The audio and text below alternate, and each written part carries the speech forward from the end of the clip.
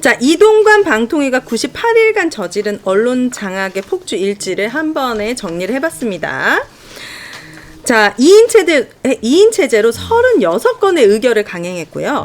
공영방송 이사 교체 시도, 그리고 보도 전문 채널 민영화, 여기 계시죠, YTN. 김만배 녹취록을 지렛대로 가짜뉴스 대응한다. 자, 이것과 관련해서 오늘 뉴스를 보니까 뉴스타파 대표 자택 압수수색이 있었어요. 저는 일반 아무것도 모르는 사람 입장에서도 너무 좀 놀랐거든요. 대표를 압수수색한다. 이미 뉴스타파를 압수수색했는데 서대문에 있는 사무실까지 압수수색 다 했는데 했죠. 개인 대표를 압수수색한다. 이게 검찰 봐주기 의혹에 대한 국민들의 알 권리의 검증 보도라고 얘기하고 있지만 윤석열 대통령은 본인에 대한 명예훼손이다라고 주장을 하면서 압수수색을 진행을 했습니다. 자, 어떻습니까? 일단 뉴스타파에서 이제 반발 입장들이 나왔어요. 네. 그러니까 이제 저번에 어쨌든 사무실까지 진행을 하고 지금 그러니까 그 뉴스타파 보도를 대선 개입 허위 인터뷰로 규정을 하고 한 10명 이상 검사 투입해서 네. 특별수사팀 대대로 꾸렸는데 아직까지도 이제 그들이 공표했던 피의 사실에 입증할 만한 아무런 증거를 제시하지 못하고 있다. 네. 검찰 수사가 애초부터 무리였고 사실상 정치 공작에 불과했다는 것을 방증하는 것이다. 근데 여기에 이제 김용진 대표에 대한 검찰의 압수수색은 지금까지 그랬던 것처럼 아무런 성과를 얻지 못할 것이다. 검찰이 상상하고 있는 범죄 사실 자체가 애초부터 존재하지 않기 때문이다. 그래서 네. 이제 언론 자유 탄압, 이 폭거에 분명히 책임을 묻겠다 이런 이제 반발이 나왔죠. 이게 뉴스타파에서 끝나지 않을 거라는 게 가장 문제라서 언론인들이 뭉쳐야 돼요. 언론과 기자에 대한 이런 압수수색 남발은 어떻게 대응 전략이 있습니까? 어떻게 대응해야 되지 않겠습니까? 이런 것들은 강력하게. 좀 언론계에서 부끄러워해야 할 문제인 것 같아요. 진짜로 이게 만약에 미국이나 이런 데서 이런 일이 이루어지면 네. 기자들이나 언론사들이 다 연대해서 싸우고 다 기사화했을 거예요. 근데 네. 지금 우리나라 언론 분위기는 그런 것이 아니고 사실상 우리만 압수수색 안 당하면 돼 이런 분위기마저 읽히니까 그게 뭐 기자의 한 사람으로서 되게 부끄럽고 죄송한 네. 마음이죠. 그러니까 지금까지 밝혀진 건 김만배 신앙님 사이에 돈 거래가 있었다는 거 말고는 아무것도 없단 말이에요. 근데 네. 그거 갖고 전체 보도, 거의 인용한 보도, 이거 다 묶어갖고 대선 공작 이렇게 만들어 놓고 나올 때까지 뒤지겠다는 거잖아요. 그럼 이걸 바라보는 국민들 입장에서는 뭔가 있나? 계속해서 뭐가 혐의가 있으니까 압수수색을 하네? 이런 식으로 해서 이슈만 쭉 몰고 가고 네. 아마 법원에 나중에 가면 대부분 아마 무죄가 나올 가능성이 크거든요. 전형적인 저는 그 개인에 대한 모욕 주기고 김용진 대표에 대한 사실 김용진 대표는 뭐 이걸 취재한 직접 당사자도 아니지 않습니까? 그 언론사의 단지 대표인데 그 대표의 사무실도 아니고 그 집 그럼 뭐 가족들 뭐 이런 다 네. 이렇게 봐 보셨을 거 아니에요. 그 네. 전형적인 그 개인에 대한 공격이고 또 하나 물타기.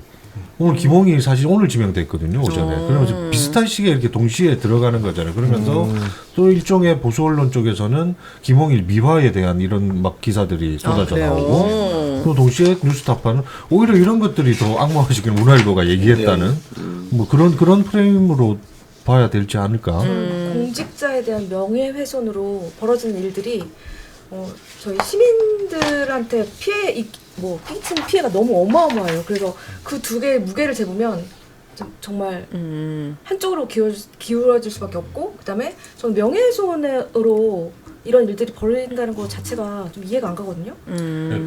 이게 실제 영향을 네. 미치는데, 네. 그러니까 그제 다른 자리에서도 말씀드렸지만 저희 이제 취재 기자가 이태원 참사, 네. 12구 참사 관련한 이제 수사 기록을 입수해서 보도를 해갖고 그걸로 이제 이달에 기자상을 받았단 말이에요. 네. 거의 수상 소감에서 그 얘기를 했다던데, 그러니까 그 수사 기록을 취재원으로부터 봤는데 이 취재원이 아니 이거 MBC 주면 나중에 압수수색돼서 내가 준 거 걸리는 거 아닌가? 어머나. 그러니까 그런 얘기들, 그래서 삼고 초려를 겨우겨우 해갖고 설득해서 받았다는 거예요. 그러니까 이런 식으로 언론인에 대한 압수수색이 광범위하게 가면 뉴스타파에 제보했던 사람들이 이제 뉴스타파에 제보하면 뭔가 내가 제보했는지가 드러날까에 대한 우려를 할 수밖에 없고 위축되잖아요. 그쵸. 그래서 저도 위축되거든요, 사실. 사람들하고 카톡하면서도 이거 혹시 나중에 내가 만약에 압수수색 당하면 이거 보는 거 아니야? 라는 생각이 솔직히 절로 들고요. 부모님이나 아니면 옆에 있는 사람들도 그 말 되게 많이 해요. 압수수색 당하는 거 아니야? 근데 교수님 말씀하신 대로 압수수색을 하는 것에 대해서 비판해야지 맞는 건데. 그렇죠. 사실 이게 맞아요. 법원이 이 영장을 발부를 하면 안 되는 것이죠.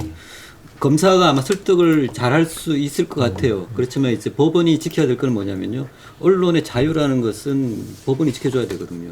검사의 설득을 아무리 받더라도 네. 법원이 지켜줘야 될 선이라는 건 있습니다. 그러니까 범죄인에 대해서 뭐 압수영장이나 어떤 잠재적인 범죄인에 대해서 할 수는 있지만 언론에 대해서는 저는 100% 압수수색은 절대 하면 안 된다고 저는 생각이 들어요. 네. 어떤 경우에 있더라도 어떤 언론에 대해서도 뭐 극우 언론에 대해서 마찬가지입니다. 그럼요. 그래서 이거는 이제 법원이 조금 조심해 주시면 좋겠다 생각이 들고요. 네.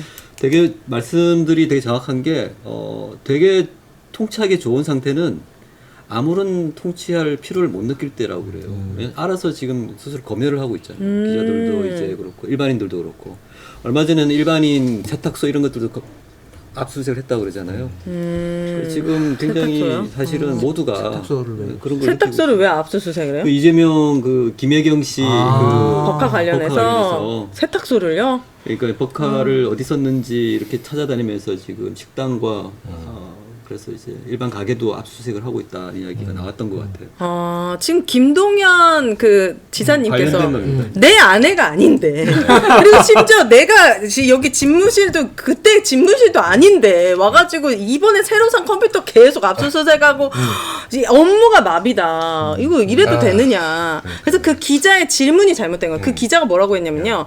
김혜경 여사 리스크를 털고 갈 생각 없습니까? 라고 기자가 질문했어요. 그랬더니 김동연 지사한테? 네, 그리고 김동연 지사 그 질문이 잘못된 거다. 정확한 지적. 이 리스크를 내가 왜 해야 되냐. 그러니까 기자분들도 국민들에게 신임을 얻으려면 정확한 질문과 기자 정신을 보여주시고 이렇게 언론 탄압했을 때 목소리를 같이 내줘야 되지 않을까 싶습니다.